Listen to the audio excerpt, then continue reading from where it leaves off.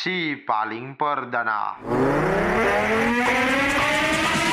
Gempa bumi berkekuatan 5,3 magnitudo mengguncang pesisir timur Sumatera Utara pada Kamis 19 September 2024 malam hari. Gempa ini terjadi di 91 km barat daya Padang Sidempuan, Sumatera Utara pada pukul 23.14 waktu Indonesia bagian Barat. Dikutip dari akun Twitter resmi BMKG, lokasi gempa tersebut berada di koordinat 0,80 lintang utara, 98,68 bujur timur dengan kedalaman 93 km, 93 barat daya Mandailing Natal, dan 99 timur laut Nia Selatan.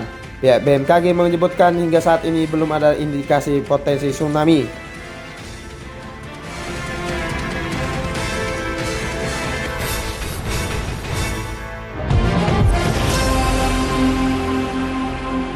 Selamat malam Indonesia, Jordan Ghazali kembali menghantarkan DMP News untuk edisi Jumat 20 September 2024. Berikut adalah rangkuman peristiwa yang faktual dan terkini yang perlu Anda ketahui malam hari ini. Aksi koboi terjadi di Demak, polisi akui pistol yang digunakan berizin. SBY sambangin kediaman Prabowo di Kertanegara. Serta Gunung Semeru erupsi hingga 9 kali pada Jumat pagi hari ini.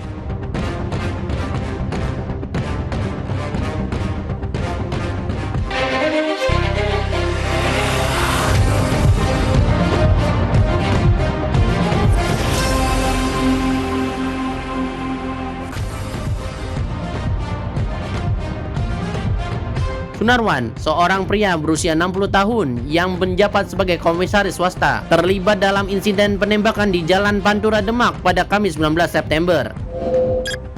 Aksi koboi ini bermula saat Sunarwan yang mengendarai mobil Honda BRV merasa kesal karena tidak bisa menyalip sebuah mobil Mitsubishi Pajero di tengah lalu lintas yang padat. Tanpa berpikir panjang, ia mengeluarkan pistol Glock miliknya dan menembakkan ke arah kendaraan Pajero tersebut. Meskipun pistol Glock yang digunakan memiliki izin resmi, tindakan Sunarwan dianggap melanggar prosedur penggunaan senjata api. Kasat Reskrim Polres Demak, AKP Winardi, mengonfirmasi bahwa izin pistol tersebut dikeluarkan oleh Mabes Polri. Namun penindakan dilakukan karena penggunaan senjata yang tidak semestinya. Setelah insiden tersebut, Sunarwan mencoba melarikan diri dan akhirnya ditangkap di Kabupaten Kudus. Polisi masih melakukan penyelidikan lebih lanjut terkait motif dan detail aksi penembakan yang dilakukan oleh Sunarwan.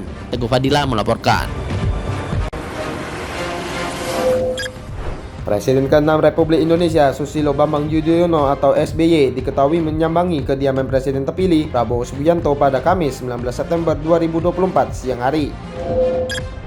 Kunjungan SBY ke rumah Prabowo di Jalan Kertanegara nomor 4, Kebayoran Baru, Jakarta Selatan itu ditandai dengan mobil Toyota Lexus berplat B414RI yang tampak di halaman depan. Mobil itu tiba sekitar pukul 1 siang waktu Indonesia bagian Barat. Pertemuan itu berlangsung hingga pukul 2:15 waktu Indonesia bagian Barat berbarengan dengan pintu rumah Prabowo yang terbuka. Tampak SBY berada di kediaman Prabowo mengenakan kemeja biru muda. Prabowo yang mengenakan seragam berwarna coklat muda kemudian mengantarkan SBY ke kendaraan pribadinya. Keduanya bersalaman dan tampak juga putra Prabowo, Didit Hendri Prasetyo, mengantarkan SBY. Dia menunduk dan menyalami Presiden ke-6 Republik Indonesia ini. SBY tampak memberikan salam hormat ke Prabowo. Presiden terpilih RI itu juga terlihat membalas salam hormat dari SBY. Keduanya berbincang terlebih dahulu sebelum berpamitan. Presiden Jokowi merespons serangan hacker yang membocorkan 6 juta data Direktorat Jenderal Pajak Kementerian Keuangan termasuk data miliknya dan kedua putranya yakni Wapres terpilih Gibran Rakabuming Raka dan Ketua Umum PSI Kaisang Pangarep. Jokowi mengatakan serangan serupa tak hanya menimpa Indonesia, tetapi juga menimpa negara lain. Ia pun meminta agar otoritas terkait segera melakukan mitigasi. Jokowi mengatakan langkah mitigasi harus segera dilakukan.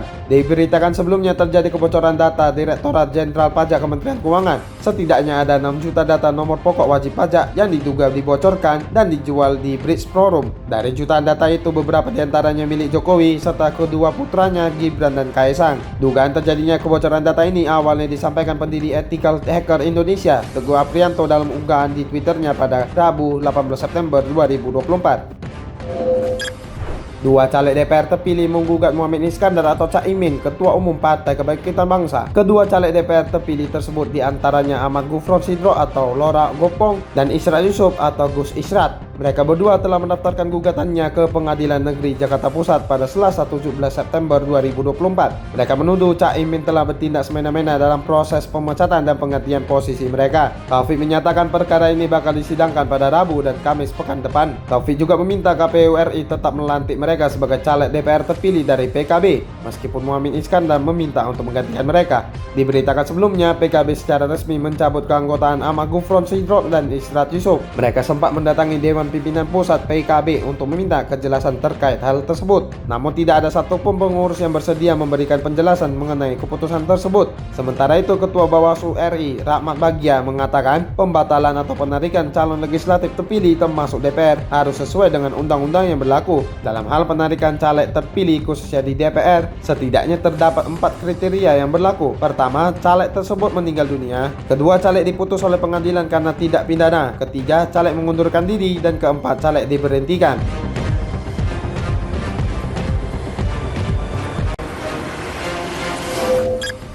Gunung Semeru yang terletak di Kabupaten Lumajang, Jawa Timur tercatat mengalami erupsi terus-menerus hingga 9 kali pada Jumat pagi hari ini sejak pukul 6 hingga 11 waktu Indonesia bagian Barat. Dalam keterangan tertulis dari petugas pos pengamatan Gunung Semeru, Liswanto, yang dihimpun oleh DMP Integrated News, erupsi pertama terjadi pada pukul 6:11 waktu Indonesia bagian Barat dengan tinggi letusan teramati sekitar 300 meter di atas puncak dan abu vulkanik berwarna putih hingga kelabu dengan intensitas sedang ke arah selatan. Erupsi kedua terjadi pukul 6:37 waktu Indonesia bagian Barat dengan tinggi kolom abu teramati sekitar 300 meter di atas puncak atau 3.976 mdpl. Kolom abu teramati berwarna putih hingga kelabu dengan intensitas sedang ke arah selatan. Erupsi ketiga terjadi pukul 6:40 waktu Indonesia bagian Barat dan visual letusan tidak teramati. Kemudian erupsi kembali terjadi pukul 8:35 waktu Indonesia bagian Barat dengan tinggi kolom abu teramati sekitar 300 meter di atas puncak. Berdasarkan catatan petugas gunung tertinggi di Pulau Jawa itu, erupsi kembali pada pukul 8:45 waktu Indonesia bagian Barat, kemudian 9:36 waktu Indonesia bagian Barat, pukul 9:51 waktu Indonesia bagian Barat. Selanjutnya pukul 10:41 waktu Indonesia bagian Barat dan pukul 10:48 waktu Indonesia bagian Barat dengan visual letusan yang tidak teramati. Liswanto mengatakan Gunung Semeru masih berstatus waspada sehingga Pusat Vulkanologi dan Mitigasi Bencana Geologi atau VBMBG memberikan sejumlah rekomendasi, yakni masyarakat dilarang melakukan aktivitas apapun di sektor tenggara di sepanjang Besuk Kobokan sejauh 8 km dari puncak pusat erupsi. Film Tulang Belulang Tulang besutan sutradara Samaria Sari Simanjuntak dan Lies Nancy Sumpangkat siap tayang di layar lebar bioskop pada 26 September 2024. Film produksi Adia Pictures dan Pom Pictures ini bercerita tentang tradisi Mengkola Holi, yakni adat istiadat memindahkan tulang belulang para leluhur dengan membongkar kembali makam untuk mengumpulkan sisa tulang belulang dan menempatkannya ke bangunan tugu. Kevin Manoy melaporkannya untuk Anda. Film Tulang Belulang Tulang besutan sutradara Samaria Sari Simanjuntak dan Lies Nancy Sumpangkat diproduksi oleh Adia Pictures dan Pom Pictures akan tayang di bioskop pada 26 September 2024. Film ini merupakan hasil program Indonesiana Film 2021 dari Kementerian Pendidikan, Kebudayaan, Ristek dan Teknologi atau Kemendikbudristek untuk mendukung kebudayaan Indonesia. Cerita film ini mengenai tradisi Manungkal Holi, di mana tulang belulang leluhur dipindahkan ke bangunan tugu setelah dibongkar dari makam. Direktur Jenderal Kebudayaan Kemendikbudristek menyambut baik tayangnya film ini sebagai indikasi kedewasaan industri film Indonesia. Ahmad Mahendra dari Kemendikbudristek juga memberikan dukungannya kepada para sineas tanah air untuk terus berkarya. Sang sutradara Samaria Sari Simanjuntak mengungkapkan harapannya bahwa film ini dapat membawa kebahagiaan kepada penonton. Cerita film menyoroti perjalanan keluarga Batak dalam mencari tulang belulang kakek buyut yang hilang sebelum tradisi Manungkal Holi dilaksanakan di Danau Toba. Keseluruhan cerita film ini diharapkan dapat memberikan makna simbolis antara latar belakang daerah Sumatera Utara dan perjuangan hidup. Dengan fokus pada kekuatan cerita perjalanan keluarga tersebut, film Tulang Belulang Tulang diharapkan dapat menjadi karya yang dapat diapresiasi oleh penonton dan membuka pintu bagi para sineas Indonesia untuk berprestasi di tingkat internasional. Kevin Manoy melaporkan untuk DNP Integrated News.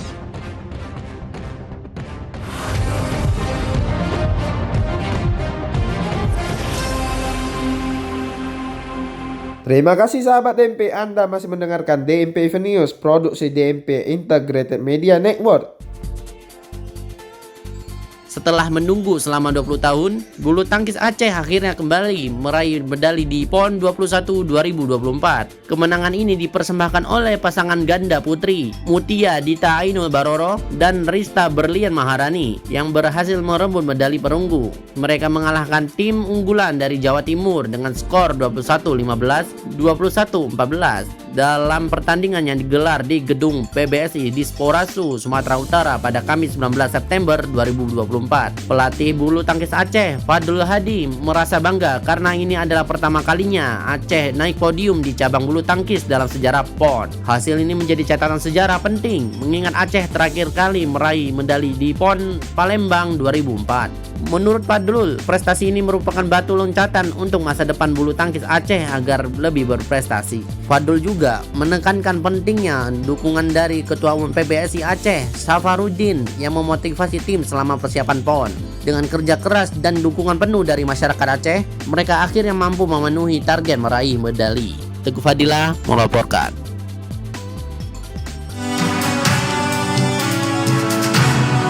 DMP International News. Pemerintah Taiwan menginterogasi 2 orang dari Gold Apollo, perusahaan produksi pager yang mereknya tertera dalam ribuan pager yang meledak di Lebanon. Kedua orang tersebut yakni bos Gold Apollo, Xu Qingquang, dan perwakilan Gold Apollo yang berkaitan dengan DAC Consulting KFT, Wu Yunchen. DAC Consulting KFT merupakan perusahaan asal Hungaria. Entitas ini telah mendapatkan izin untuk menggunakan nama Gold Apollo dalam produknya. Penyelidik mengatakan interogasi tersebut dilakukan sebagai bagian dari investigasi atas ledakan ribuan pager yang terjadi di Lebanon pada Selasa 17 September 2024. Selama interogasi berlangsung, Xu Qingquang bersikeras bahwa alat komunikasi yang meledak di Lebanon bukan produksi perusahaannya. Sang bos Gold Apollo itu justru menyalahkan DAC Consulting KFT sebagai produsen pager yang meledak tersebut. Wu Yunchen sementara itu tak bicara ketika ditanya oleh wartawan. Selain menginterogasi 2 orang tersebut, otoritas Taiwan juga menelusuri 4 lokasi, salah satunya distrik Xincheon, New Taipei City, selaku tempat Gold Apollo berada. Penyelidik juga menelusuri distrik New Taipei, kawasan yang terdaftar sebagai alamat Apollo System menurut situs web perusahaan. Dalam situs itu, Apollo System disebut baru berdiri pada April tahun ini. Demikian berita dari Taiwan tersebut menjadi akhir perjumpaan kita untuk DMP Event News malam hari ini. Tetap dengarkan kami setiap hari Senin hingga Jumat, di mana Anda mendengarkan podcast ini serta kanal YouTube kami DMP Media Network. Kami selalu menerima kritik dan saran melalui surel kami di redaksi @dmpmedianetwork.com. Wajah baru portal 24 jam berita faktual dan terkini lainnya di situs baru kami dmpmedianetwork.com. 96 hari lagi menuju hari Natal. Mewakili kerabat kerja yang bertugas, saya Jordan Guzali pamit undur diri. Ini adalah DMP Integrated News, lebih informatif, lebih terinformasi. Selamat malam Indonesia dan selamat beristirahat.